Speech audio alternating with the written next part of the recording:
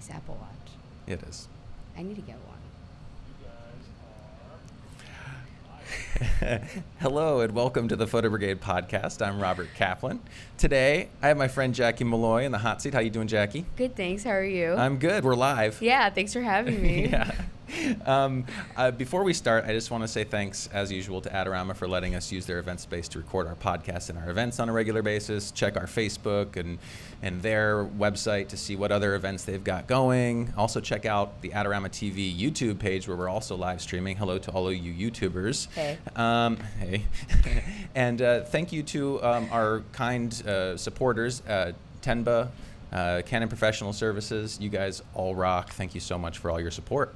So let's get to it. Let's do it. So Jackie, you and I met on a cool fall day in upstate New York at the Eddie Adams workshop. Yeah. Yeah. And the first time I saw you, I've been trying to get it on my computer, but having internet issues. But it was you floating on a raft in the middle of a, not in the middle, but on the side of a lake up at the Eddie Adams workshop. So you saw me as one of like my most prime moments. That was. Yeah. I mean, and also because we were at a photo workshop, there are 25, 30 different versions of that same photo. It's a good photo. It is all a good of photo. Them, every single one. Yeah, all of them are great. So I want to talk to you about, how you got into photography. Obviously, I'm assuming that you came through school and then you went to the Adams workshop and met people, and now you're into your career here as a freelancer in New York City doing your thing, and you've been here a year now? Yeah, a little over a year. Yeah. How's that treating you? It's going. It's a journey. That's kind of how I describe it to people, but it's going well. I came into the city 10 years ago doing what you're doing, and it was a different world back then. Yeah. You know, we didn't have so much technology. Yeah, the industry's changing. Industry's changing. So one of the reasons why I also brought you on is you just recently started this story. If you did a story, not recently started, you started it like a year or more ago. Yeah, about a year and a half. Tell me about this story for the New York Times before we get into your past. Yeah, so I started it independently, and I worked on it for the year and a half on my own. And it was about Tanner and David, and now their daughter Peyton. And I kind of had seen through Facebook, and I have known Tanner for years, that he's transgender female to male, and him and his partner David found out that they were expecting a child, and it was like not planned, so it was kind of this crazy thing that happened for him that he wasn't ever expecting to happen. And when I saw it on Facebook, I was like, oh my gosh, like that's a story. And at the time I was actually living in DC, and they're not in DC, so then I was kind of like, logistically, how can I do this? I was like a contractor with AARP, and I was were you starting the story all on your own? Yeah. Okay, yeah. so this story, which just recently ran in the New York Times a few weeks ago. Yeah, maybe it came out like right around Father's Day. Right around Father's Day. Perfect timing, of course, yeah.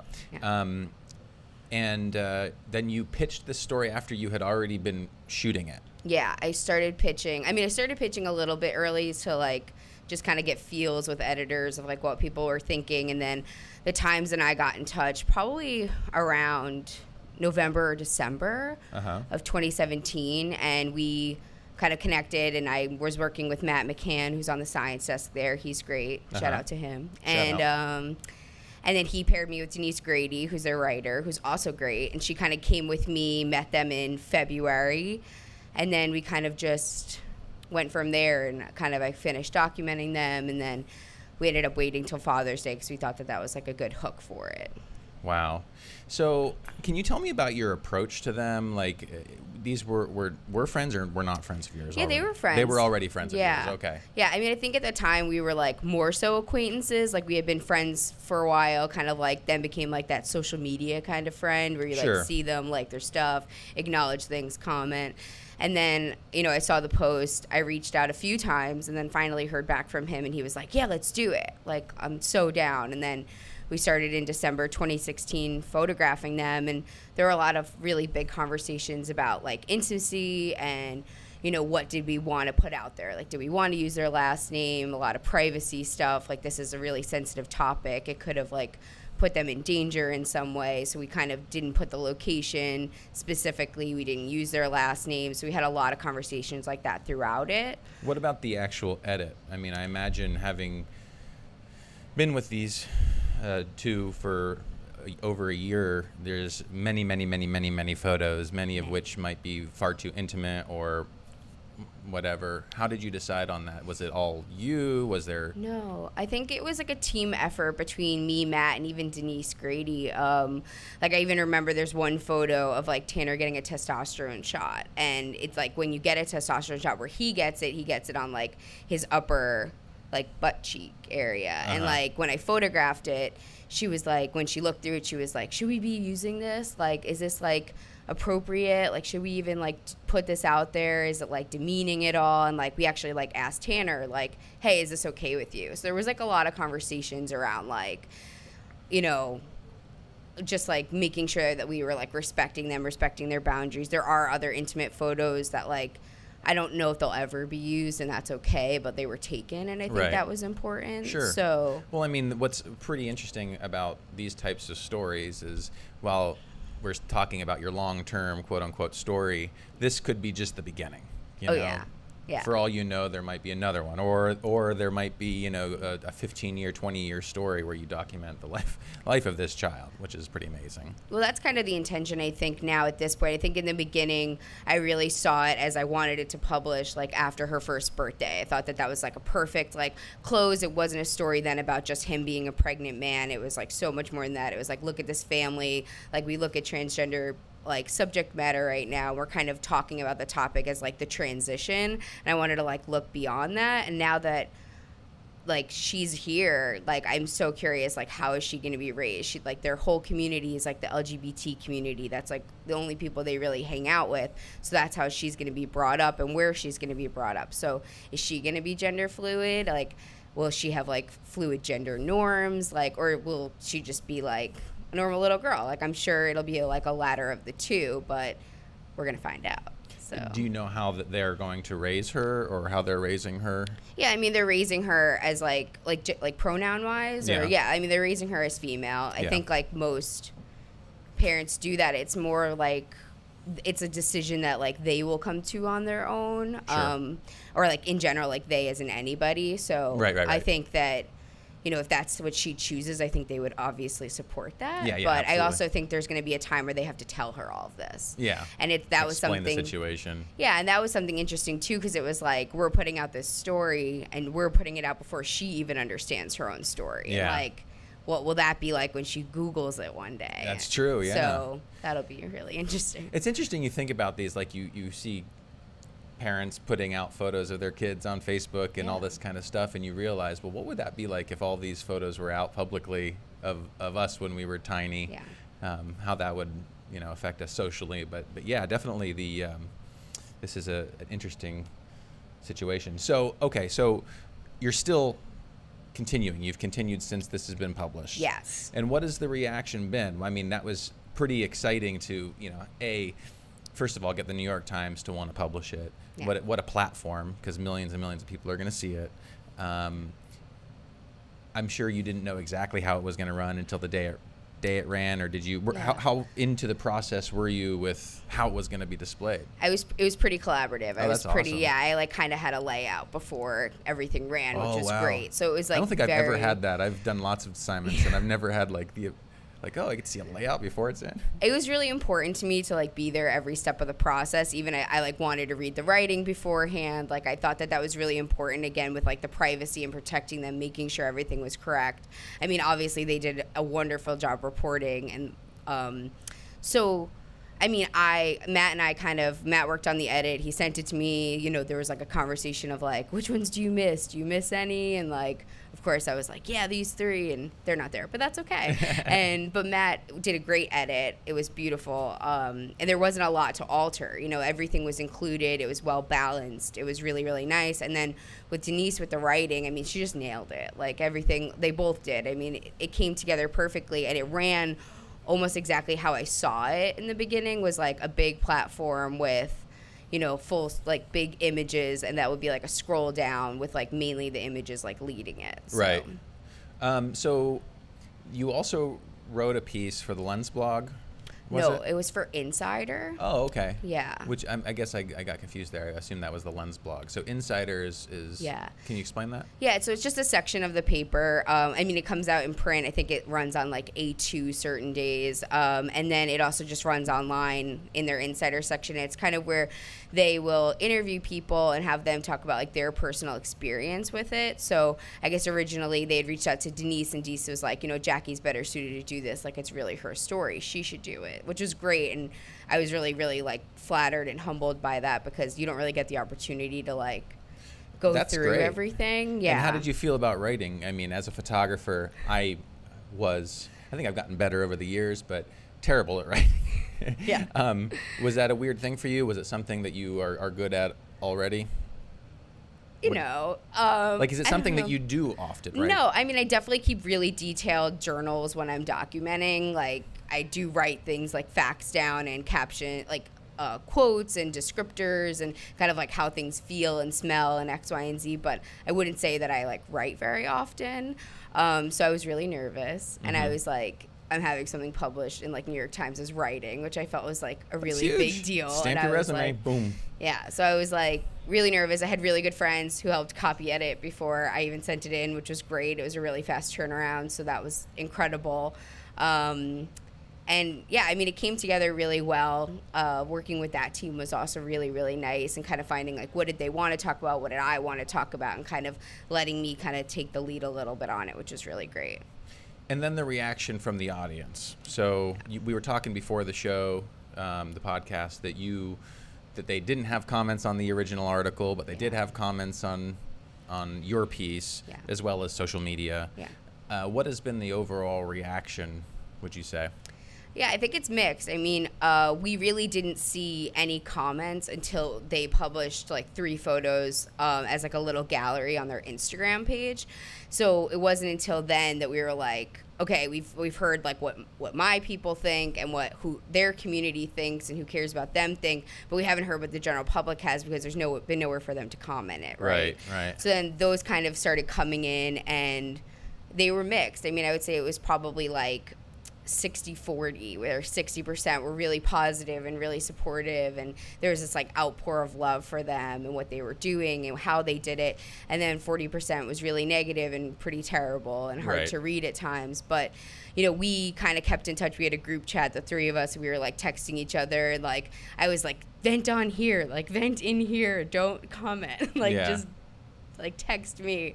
And then it was nice though, because we found that like we didn't really need to like write back and defend, because strangers all over the world were doing that for them, which was really nice. And then when the Insider piece came out and those comments were enabled, it was a mix. There were people that like had comments towards me and like what I did and how they felt about that, mostly supportive on that end, just to see like an inside perspective of this to try to make people understand it. But then there were a lot of like nasty comments too. So it's like, it's the balance, but it started a conversation, and I think that was like the most important thing that we wanted to do. I feel like maybe you shared a couple of comments, or maybe I saw it somewhere online where it was somebody who was very much maybe against this, seeing your photos, seeing the story, and then saying, all the power to them, and this is true love, and like changing their opinion. Right? I'm not making this up. No, P. Schaefer, that's their name. I don't know if it's a man or a woman or if they're non-binary, but they were like, they changed like. That was such a solidifying moment for me, because they had commented on the Insider piece, and they wrote like, as I was looking at this, all I had was like an argument against everything. And then as I kept reading and saw it, I was like, this is a beautiful family. They're doing a beautiful thing. And I was like, even if I just changed like P. Schaefer's opinion, that's like enough. So that was really, really special. Yeah, that's great. And I mean, almost that's worth it all. Just even if it's just one person. And I'm sure that you've changed the minds of many people too that didn't comment, because not everybody. There's only so many P. Schaefers in the world, right? I know. One P. Schaefer, guys.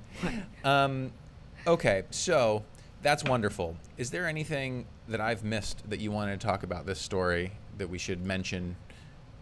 I think something that I just like learned through the process is really like going with your gut. I had a few editors like along the way who I was just showing to get feedback, be like, oh, you missed the mark, like you really should have published this as soon as he had the baby. And I was like, but like I wanted it to be more than that. And like some people were like, that's not the right choice. Like, you shouldn't do it that way.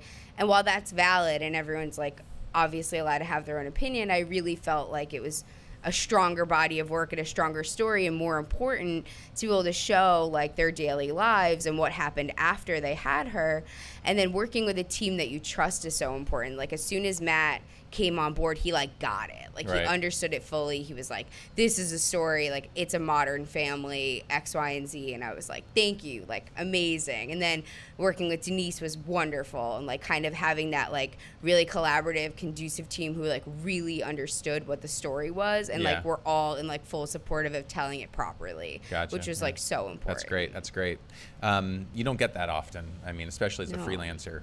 It was so rare. I mean, you don't even get a lot of feedback as a freelancer. I'm lucky if I hear back like, good job or anything. But I mean, I get it. Like, everyone is so busy, you know, like it's so evolving so quickly. So yeah. Okay. So let's take a step back now before we go into some of your other work, which is fashion and just your general photojournalism work. Where do you come from? I grew up in Long Island. Long Island. Not far from here. No. And when did you start getting into the world of photography? When was it like, this is it for me? Yeah, I was actually applying to colleges, and I was applying for graphic design, and I had this like really mixed body of work that had like drawings and paintings and graphics and like a few photos in it. And I went to like a portfolio review at Purchase, and this one guy like ripped me apart, and he was like, these 5 photos are more interesting than any of the other stuff in this entire book. And I was like, huh, okay. So then I like literally like just started photographing all the time, and it was like a month before applications were due, and I like had already filled them all out, and then went back in and like switched them, applied to different schools, and like applied for photography. And then I mean, I got to like my first day at RIT, so I went to Rochester Institute of Technology. RIT, all right. And I got there, and like, to be totally honest, I like didn't know much about a camera like being on manual mode. I was like, I don't even know how to like work this without it being on like, you know, auto. So it was like a journey, like learning everything, but we had really good faculty and really good professors. But that was probably like the moment, was like going into a portfolio review, being like torn apart, and then kind of building it back up, being like, okay, he said this really positive thing, maybe I should try that. And that was probably the best thing that really happened. So that goes to show how important it is to get other people's eyes and feedback. Totally. And to have a backbone. I mean, a lot of people might have just like taken such offense by their comments, and you know, how could you hate 80% of my portfolio? But you took it and ran with it and realized that maybe that was your strength. So that's really cool that that's the way that turned out. So through RIT, you were studying just photography or photojournalism? Photojournalism. Okay. And internships. Did you do any internships? I did. I had like a a very diverse batch of internships. I was at the Village Voice one summer. I kind of had done a portrait studio the summer before that, and then I was with the Magnum Foundation editing during like an intersession break. And then once I graduated, I went to the Indie Star, which was like my first like daily newspaper experience, and I kind of never thought I wanted to go. I remember you going to the Indie Star now that you've mentioned that. That's cool. Good old What kind of stuff did you do there? It was really diverse. It was like from concerts to, you know, local events to, you know, that was the summer that Donald Trump had come to like choose Mike Pence as his VP. So like I was there for kind of some of that action. Did a lot of video for them. So cool. Yeah, cool. Video. So are you into video? Yeah, I do it. I definitely was trained on it, and I do it here and there. I definitely feel like I'm more of a stills photographer, but with freelancing, you have to know everything. So it kind of just depends on the assignment. Right. Well, it diversifies your skill set. Yeah. You know, gives you. Okay. So, when was it that you went to the Eddie Adams workshop where you were exposed to folks, all sorts of other peers and me? Yeah, I guess it was fall of my senior year of college. So it was like October 2015, I think. And it was such a good experience. I mean, you go and you're surrounded by like the industry's best, and you kind of get to socialize with them and get to know them on a personal level and make connections and make friends for a lifetime, as cheesy as that sounds, but it's totally true. And, you know, I think it was really important to go and learn as much as I could and take it back and like keep all those connections. And I think that really helped me when I freelance. Right. Right, and then also doing things. So I've seen you, I think, a couple times at Beer and Wings here since you've been here. So networking, of course, is really important. Yeah, so important. Keeping in with the crowd and so on. So awesome. Okay, so let's jump into some of your fashion work here. Right? Yeah. This is Fashion Week? It's Fashion Week. Okay, so this last Fashion Week, who were you shooting for? This is like a mix of like the last 3 Fashion Weeks, okay. And I usually cover for New York Times. All of this work is covered for New York Times Style Desk. And yeah, I mean, I actually found that I loved working on it. I feel like I really weirdly thrive there. Like it's really fast and kind of high stress, and I always loved fashion. I had like taken classes at FIT when I was in high school for fashion design, and I always really loved that aspect. So it was really cool to like merge those 2 worlds, which is really nice, and be able to like be creative and do it in like a journalistic way rather than kind of what most of the other publications that are there do. So that was a really cool opportunity, and I love to do it. So I'll hopefully, fingers crossed, do it some more. Yeah. Do some more. Yeah. Back when I first started, I also did some fashion, like for the Times, and I think at that point I had worked for Reuters briefly, but also the same sort of thing. But that's what I liked about it too, was that the sort of street documentary aspect of it, being behind the scenes because of the access that we had. Totally. I mean, a lot of people go and they just shoot at the end of the runway. And did you try going in one of those? I had such a leg cramp. Like they give you a little tiny square, and you have to like squeeze in there with a million other photographers and fight for your spot. And I'm in the middle of it and squatted down, and I have a Charlie horse in my hamstring, and I stand straight up and I just get yelled at. Oh my gosh. Oh, I'm sorry that happened to you. Thanks for those vivid memories. Yeah, well, I mean, that's the beautiful thing I think about working with the Times on this. Luckily, they kind of pull from Getty and the wires for the runway stuff. So where every other photographer is there, there's only like maybe 3 or 4 of us that are floating around, and we get to be really creative and make like really interesting photos rather than that straightforward runway shot, which is really nice because I don't think I would enjoy it as much if I was like just at the end of the runway. So I have some friends that are really into the fashion, and they literally go to all the fashion weeks. They're always constant. Is that something that you think that you'd be into? Like, is it that much of a project that you think you'd be into, like covering fashion for fashion weeks all over the world? Yeah, I mean, I think that would be great one day. Yeah, I would love to do that one day. I think Fashion Week is so diverse and it's so interesting, and I think to see like, you know, all the fashion designers and their cultures and backgrounds and what inspires them really inspires me. So I think it just kind of changes my eye even more and helps like train it even more. Yeah. I like to look at high fashion photography. I spent a lot of time on Trunk Archive, just kind of looking at photographers' work on there and like getting inspired by things that are totally different and outside of photojournalism. And I think that's like really important. Wow. Yeah. Also like still life photography. That's a big thing. I think it just trains you to see differently, to look at things differently, and then when you're on assignment, you can kind of get creative and be like, wow, like how could I infuse that into this somehow? Sure. Yeah. Wow, that's great. Yeah. And so that you get your inspiration from other photographers by just sort of randomly checking online. Are there any particular photographers that you follow, or is it more just generally? It's like more general, I think. I mean, I really like Victoria Will's portraiture. I get really inspired by her. She's fantastic. Sam Caplin has really beautiful still life, and so does Levi Brown. I think that they're the 2 that I kind of look at the most for that. Yeah, it's totally diverse and very random, and you know, it's a lot of just like being on Instagram, going on different stock sites. I know everyone's like, oh my gosh, stock photography, but I find if you go on the right ones, or even Getty and everything else, like they have really good stuff too. You just have to kind of go through all the like typical stock stuff to get there. So that's kind of an interesting point too. And I think about back when I was getting into photography, it was less so the access you sort of have to just the archives of all the professionals that are out there by going into Getty, and like I don't think that necessarily existed in the, at least in the same capacity where it's like you could see the daily feed of just everything coming out or search particular photographers, and because it's not just their staffers anymore, it's all of the people that are contributing, and it's all over the world, you know. And it's even looking at like hashtags like that, like everyday Africa hashtag, or those like everyday pages on Instagram. Those have a lot of really good work that I haven't seen, you know, going on Women Photograph and Diversify, and you know, all of those like little collective kind of pages that have everything, databases, better word, and like looking through those and just taking the time to do that. I think I make that a part of my practice to like go through and spend time on that weekly. So now that you're freelancing here in the city, what is your are you mostly getting paid through photojournalism work, like through the Times? Are you diversifying more? Are there more than just the Times you're working for? Like how's it working? Yeah, that's an interesting question. Loaded question. It's a loaded question. It's diverse. I think I do a decent amount of work for the Times.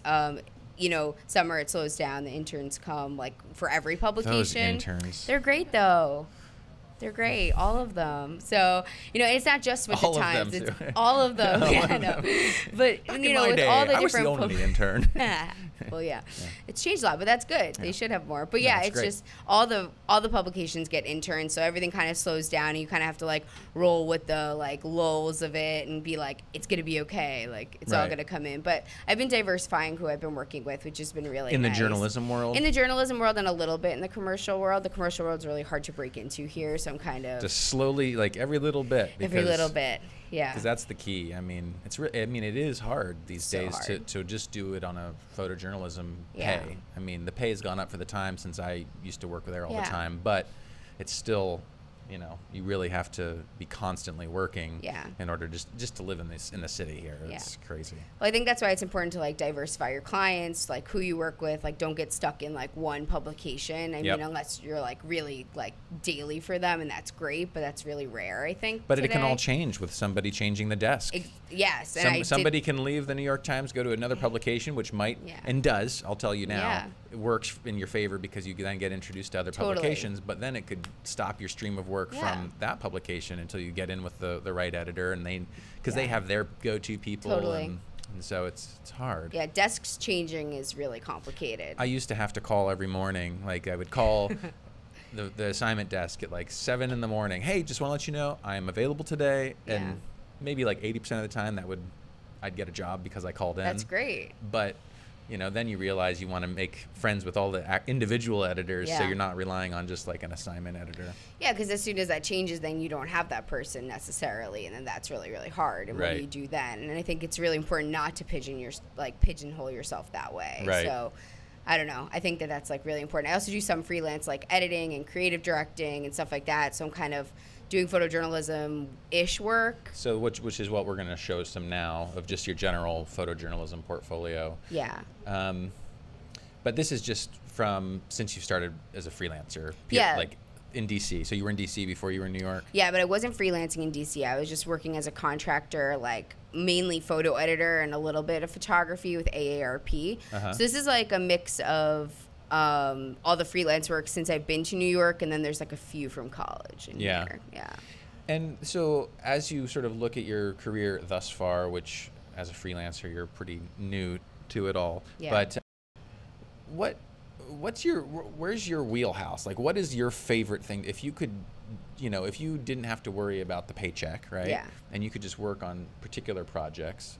Is it fashion? Is it the documentary? Is it a mix? Is there something else between the two? I think it's a mix. I think for me, what I love about being a freelancer is the fact that I get to work these daily assignments, but I love to do like in-depth long-term storytelling, and I think that I have the chance to take a week and go work on a story if I want to, and I'm constantly working on multiple projects at the same time, and really being able to have the time to do that and the flexibility of a schedule to do that balance is really hard, and I think it took me a few months to like really get to find that balance, but I think because I was working on Tanner and David really in depth, like when I started freelancing, I mean, it like kind of just had to happen. It kind of forced it. So something like that's somewhat interesting because I bet it took, like you said, a lot of your time, right? Yeah. And in the end, you know, it's not like they paid you for every day that you were there, you know, and did it. So you spent a lot of time on that. Was it difficult making a living while doing that project? Yeah, it was. I mean, I think I was really fortunate at the time for kind of the first few months of it, I was with AARP, and like Michael Wichita was really understanding of like me working on Tanner and David, and he kind of let me take some extra time off here and there when I needed to. I mean, that whole like month of February when the baby was born, I like left and I just was with them the entire time. And I think that that's rare and probably would never happen anywhere else, but he was just so supportive and was like, this is important, like, and it's important to you, so you should go do it. And that was really special. And that's great. He's a great person. Yeah, Michael's a great guy. Yeah. He's awesome. No doubt about it. Can't say enough. Who I also met at the workshop as well. See? Probably the same workshop. Good place. Was he there at your workshop? Is that where you met him? I don't know if I think he was there that year. I don't know if that's where I met him. I met him on the DC trip through RET. Oh, okay. Cool. So you did, so you guys did like field trips to... Field trips, yeah. Aw, adult field trips. Yeah, adult field trips. Fun field trips. Yeah, we went to New York our junior year in New York City, and we met with like all the big publications, and then we go to DC the senior year and do the same thing. And I mean, there's like no words for how important that is and like how far that's gotten me, because I just kept all of those contacts when I went to those cities. So you went as like a group of your junior class? Or for the photojournalism department specifically. And some of the other departments like ad and fine art and visual media do their own kinds of trips, but... Super smart. Yeah. Best thing. Yeah, I hadn't done that. I did that personally, but not in a group setting like that. So, yeah, I mean... Obviously, there's connections. Totally. There's so many connections to be made. Have, and, yeah. So... very cool. What do you see as next? I mean, you're about a year in. Do you have any regrets? Do you think that this was the best decision of your life to move here? Are you thinking you'll stay here, go somewhere else? What's your 5-year plan? And are you financially... No, I'm just kidding. I am financially kind of okay. Yeah. Yeah. All right. So, getting by. But I think... for me, coming to New York, it wasn't like, oh my gosh, I'm just going to come to New York. Like, coming to New York was coming home for me. So I think that for me, I have a huge support system here. Oh, that's great. Yeah, I forgot. Yeah, so for me, it was like, at the time, like, my dad unfortunately was sick, and there was just a lot of things happening. So, like, New York was a place for me to be at that time, and, like, I've always wanted to find my way back here. So that kind of was just like a push. I mean, I just moved back, and then that happened. So it was kind of just like, he's cool, by the way. Okay. And, sorry. Damper. But yeah, so it was just like a good time for me to be here. And I think for me, I want to stay here. I definitely do travel for like some of the stories that I work on, and I think that having that balance, but having New York be my home base is the goal. And then it's just like balancing more that like daily assignment work with some of this other freelancing with then doing these stories. And I've kind of gotten into this balance that I'll do like 1 or 2 things a week for like daily publications, sometimes more depending on the week, and then I have like 1 or 2 days where I work on personal work, and then it's that like editing or creative stuff that kind of goes in between, and kind of just trying to find a balance. So hopefully that lasts. That's great. Yeah. I have no idea if it will. So. And I mean, what I've found is, you just keep making the contacts here, even if it's from an editorial contact that can turn into a corporate or commercial contact. Yeah. That's how it works. And treating every assignment like they're a potential new client, I think, is really important. You got it. Yeah, you got to do that. Like, if you're on assignment and you meet like some really cool author and they're like coming out with a new book, and you're like, hey, I'd really love to work with you again on like one of your events coming up. And that's kind of how it all gets done. You just have to like constantly be on. And I think that's the thing.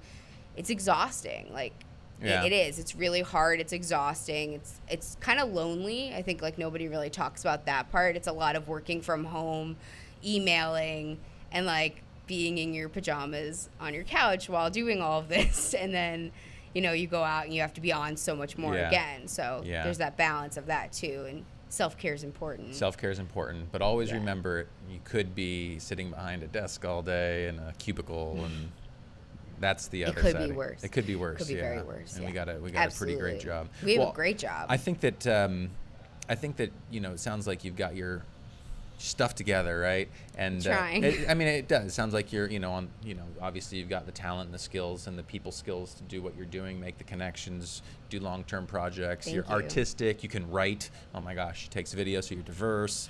And you've got sort of a business mindset and a hustle.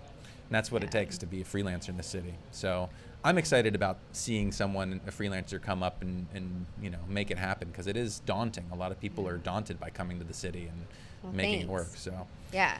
I wish you all the support moving forward. I'm excited to see you at events, Beer and Wings, and these things. And you brought a crowd, which is great. Brought your friends here. Yeah, where can people find you online? Yeah, my handle is at Jackie Molloy 13, because all the other Jackie Molloys were taken, but it's okay. And it's an IE. It's an IE and an MOLLOY. So, yeah, so I'm there. My website's my name, JackieMolloy.com. And yeah, follow along. It'll be cool. Follow along. Cool. You heard it there. So, and everybody else, thank you all for coming. Thank you for tuning in to the live streams. Thanks again to our great supporters, Canada Professional Services, Temba Bags, Adorama for letting us use the space. And please, you know, sign up, subscribe to the YouTube and to our Facebook, Photo Brigade. That'd be awesome. Yeah. All right, Jackie. Great Thanks, talking man. to you. All right. Thanks for having me. See you next time. Bye, guys.